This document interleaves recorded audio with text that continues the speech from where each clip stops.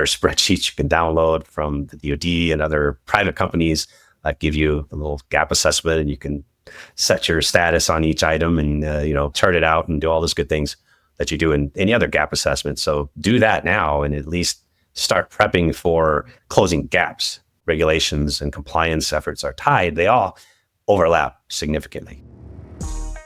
Gather around as we spill the tea on cybersecurity. We're talking about the topic in a way that everyone can understand. I'm your host, Jara Rowe, giving you just what you need.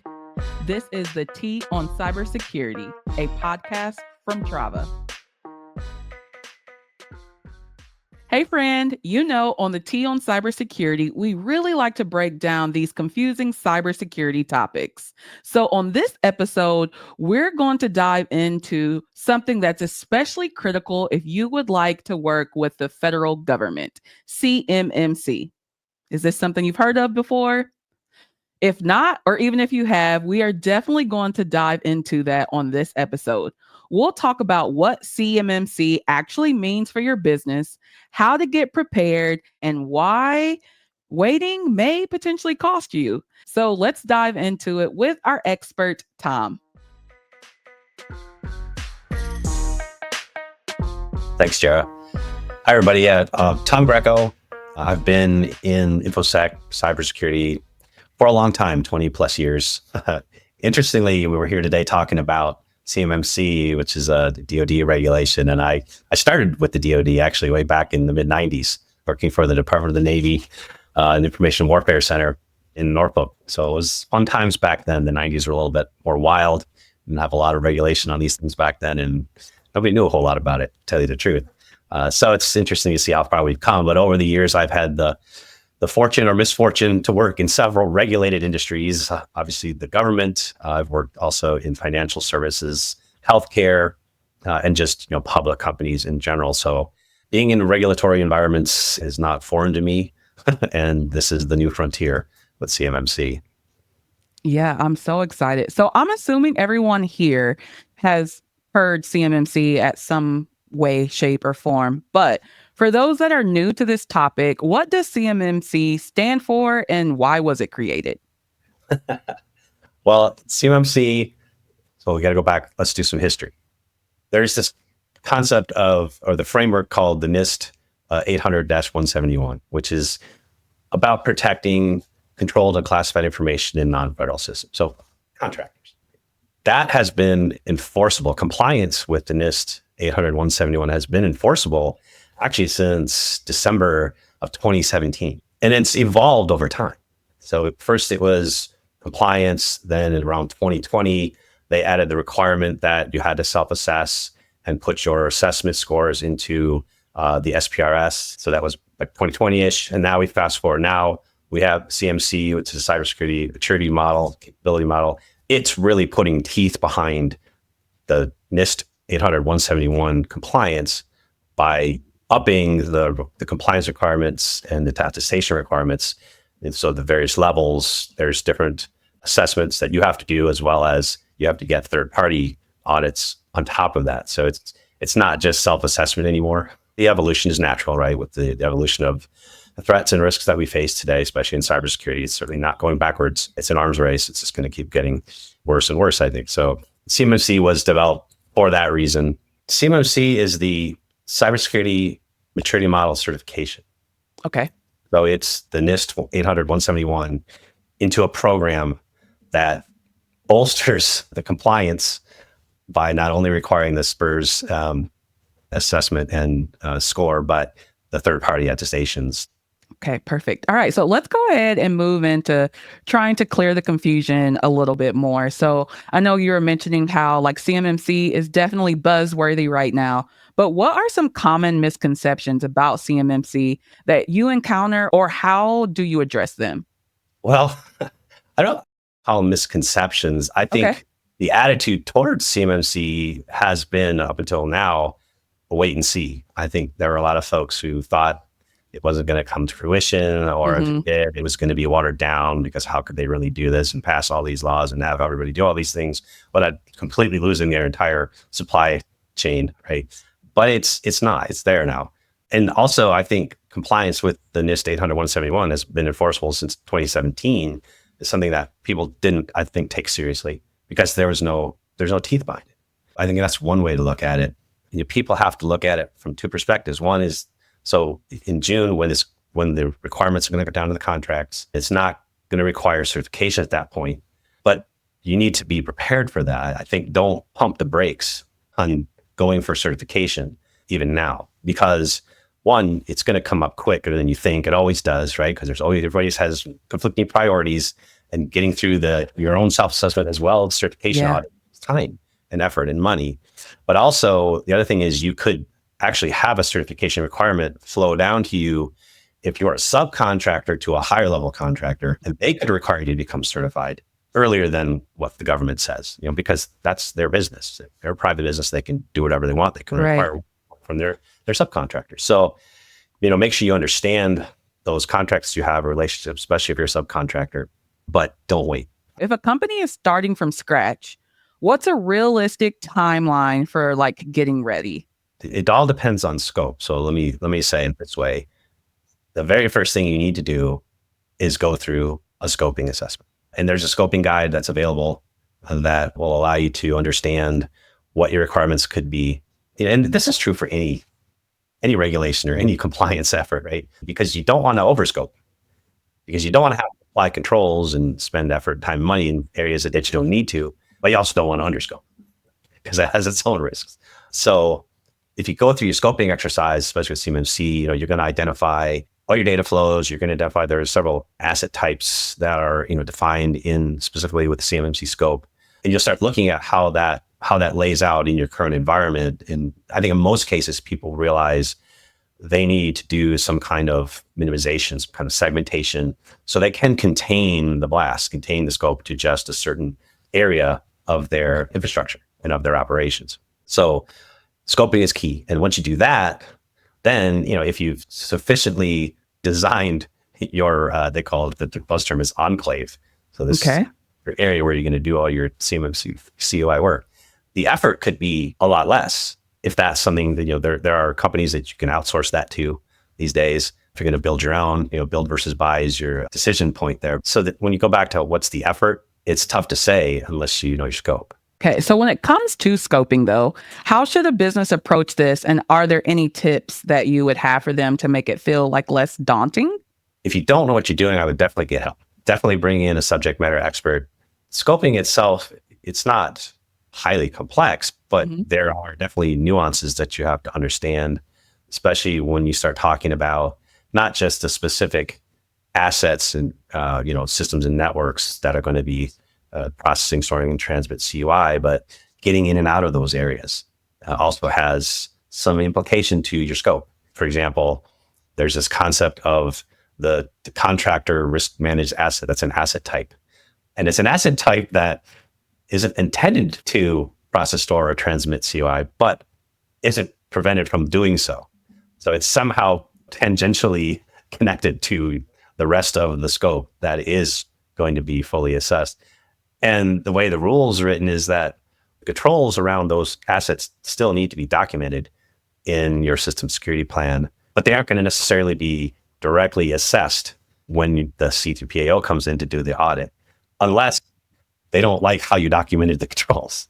Then they can start doing some limited examination of those assets. It's those kinds of things that if you don't really understand what those are and what the implications are, that you could underscope, I see in this case, and maybe leave something out, and then you get to the finish line and you get your audit done, and you realize there's a whole class of things that you didn't consider. So just one example of why I say get help if you don't know what you're doing. This isn't one that you want to get wrong. Things like HIPAA, for example, for the most part, unless you're going to get a letter of attestation from a third party, no one's going to come and audit you unless something bad happens. Now, that's certainly a time where you don't want to find out that you didn't do something correctly. Right. But with CMMC, if you don't get it right, you don't make money. Right? You're not going to be awarded contracts. Yeah, so I think that's why I'd say scoping is the most important thing. Perfect. So you mentioned CUI a couple times then. What is that exactly? It's an acronym for Controlled Unclassified Information. So it's information in various types, and there's a catalog of the different types, but it's information that the government doesn't deemed classified. So in the actual federal classification system, secret, top secret, etc. But it's sensitive enough that it warrants specific control. You mentioned earlier about there being different levels of CMMC. You went through 1, 2, and 3. But does scoping have anything to do with levels? Yeah, in your scoping exercise, you can determine your level, but also the DoD contract will also specify exactly what level you will need to be compliant based on the contract. Perfect. Okay, so let's talk a little bit more about like the preparation and everyone's favorite topic, budgeting. So for companies on a tight budget, is there a secret sauce, if you will, to prepping for their required level? If you're on a tight budget, and I don't know if that shouldn't correlate to the size of your organization, but it's a tough one because this is tied directly to contract award, or if you're a sub for a prime that's direct to the DoD contract, there's no shortcut. If you're a smaller company and you're just getting into this and maybe your level of maturity overall on your security program is low because you just haven't been forced yet to build those kinds of capabilities, there are ways that you can phase through gap assessments and prioritization of remediation. There are ways you can phase the controls in. And that's really a decision for organizations to say, well, depending on my budget, I'm going to have these phases over this timeline. And you may push your ability to be awarded contracts down the road simply because you can't do it all at the same time. I mean, even if you have all the money in the world, it doesn't mean you can suddenly implement all the controls and close all the gaps that you need to close in a certain amount of time, unless you're really, really super focused on it and that's all you're doing. I think it's really tough in this case because it depends on how quickly you need it. If it wasn't tied to being awarded contracts, those are different things. If you're trying to be PCI compliance or HIPAA compliance, those kinds of things. But otherwise you're more free to set your own timeline, and that then defines your budget. Right.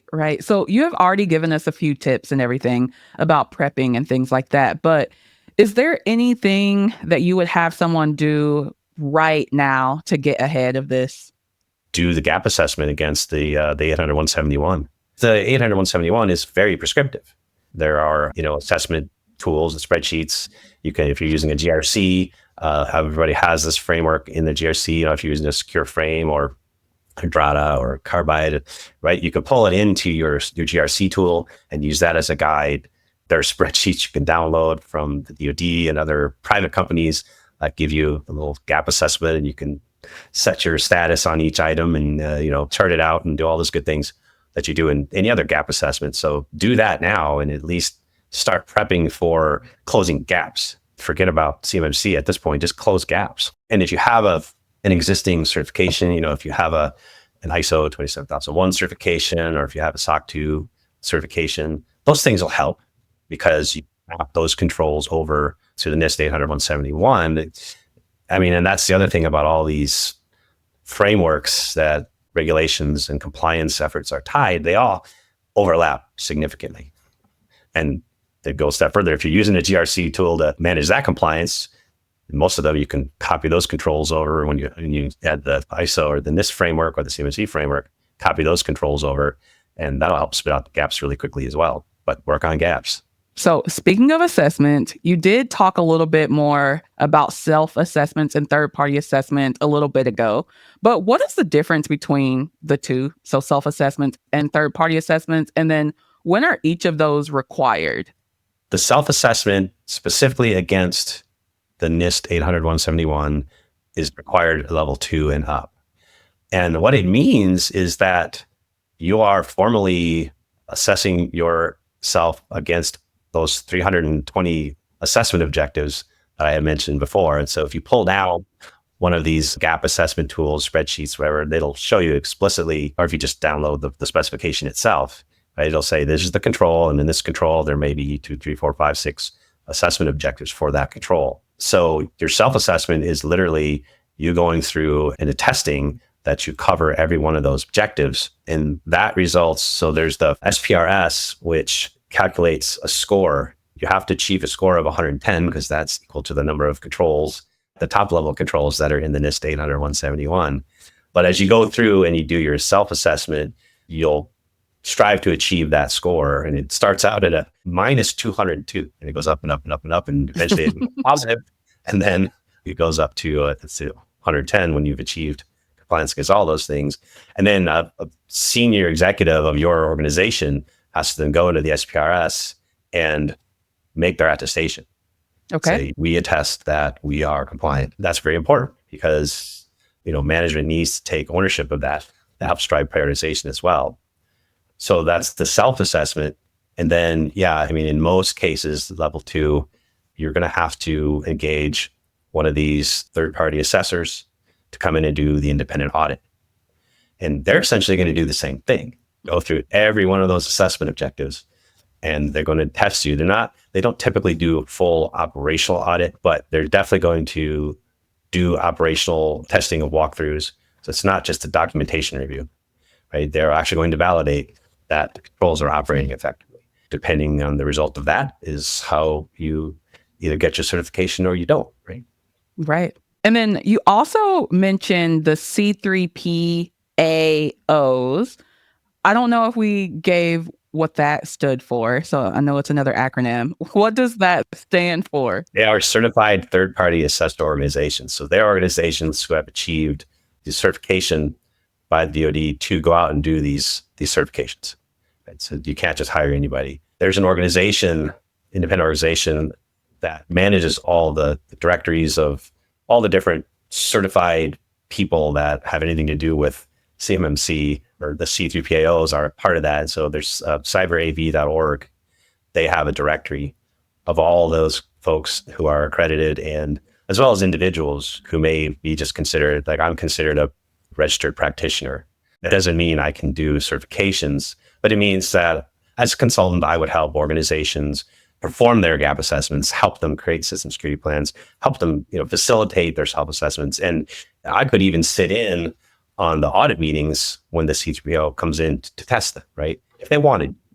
That's not like that designation is the only one or that you have to have it for those things, but the organization at least would, I think, you have more higher level of trust with the organization. So there's a registry of the registered practitioners as well as the C3PAOs out there, and a lot of other information as well. You said that was cyberav.org? Yeah. Okay. All right. I know how important it is for maintaining compliance and continuous cybersecurity. So once someone is CMMC certified, how can organizations maintain their compliance with CMMC over time? I'll say this is really independent of CMMC. You have to have a compliance program. You have to have folks that are not necessarily dedicated, but are focused on making sure that you do understand all things that you have to do and in what timeline you have to do them. If you're not implementing, management control assessments throughout the year, they have to be at least some folks that are there making sure that things are operating and that you're maintaining the evidence of their operation.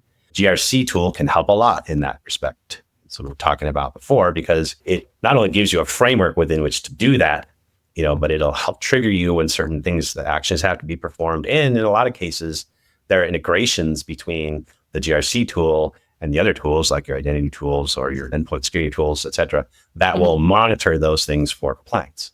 And so you'll have the evidence of compliance, and also it'll help alert you if things are going south.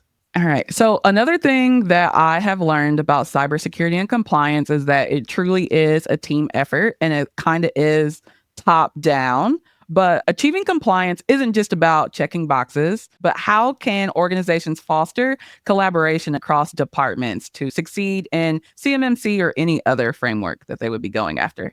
It's a cliche, but the most effective tool is tone at the top, making sure that senior leadership understands the requirements. And in this case, when we're talking about regulatory requirement, the legal department is the first line there, right? They need to understand an organization's regulatory requirements and obligations, and they should be flowing that through the organization, through senior leadership, to make sure that all that need to happen are happening.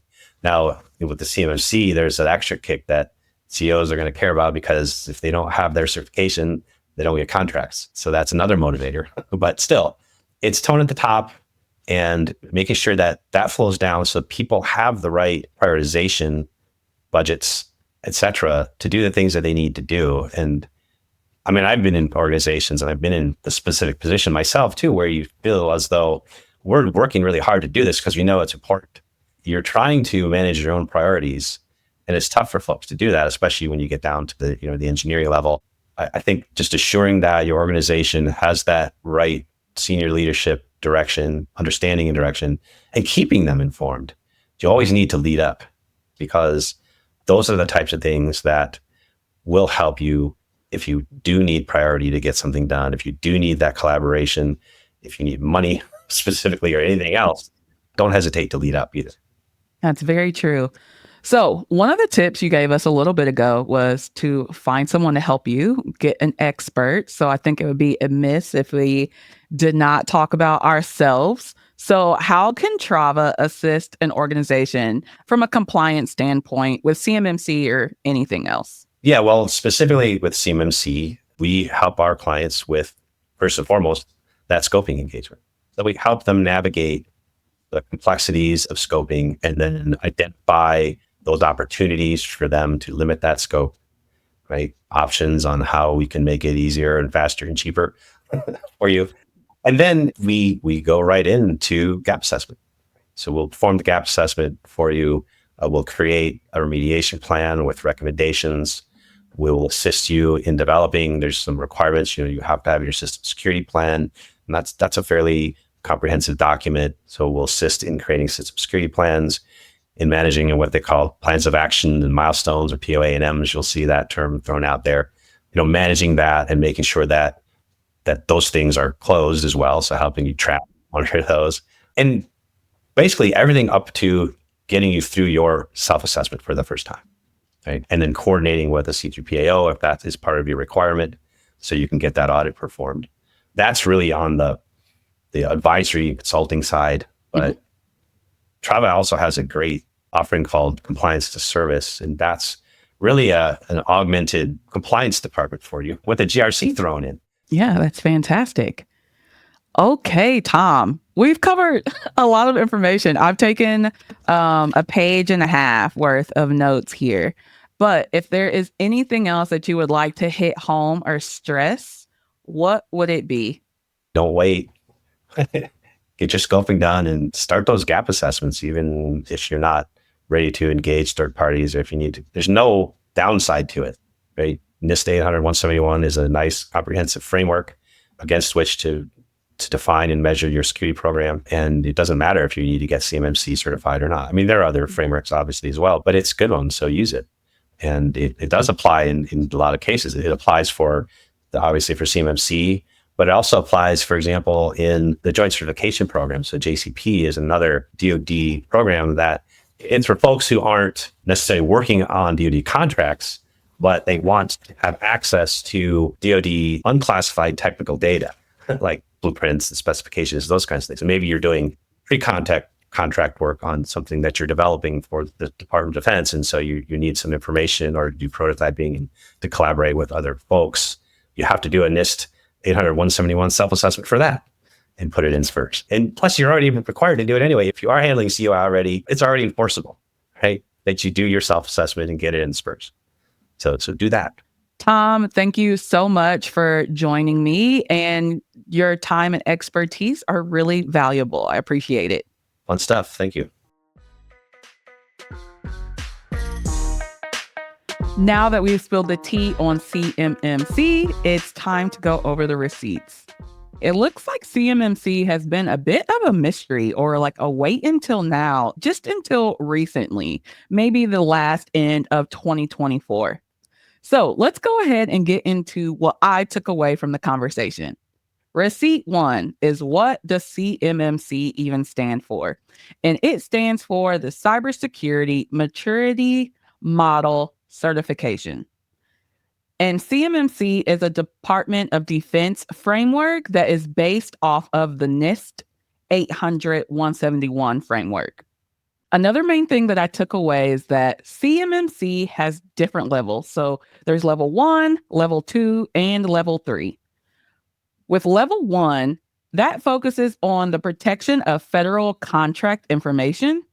Level 2 protects controlled and classified info along with everything that level 1 does. And level 3 protects the info that has impact on national security. So there are different businesses that may need different levels. And Tom also said that you figure out what level makes the most sense from you during a scoping exercise. Another receipt that I have is actually a resource that Tom talked about, which is cyberab.org. So they have a lot of different information, including important things and downloads for CMMC. So if this is something you are looking into, I would start with cyberab.org. And the final receipt from this episode.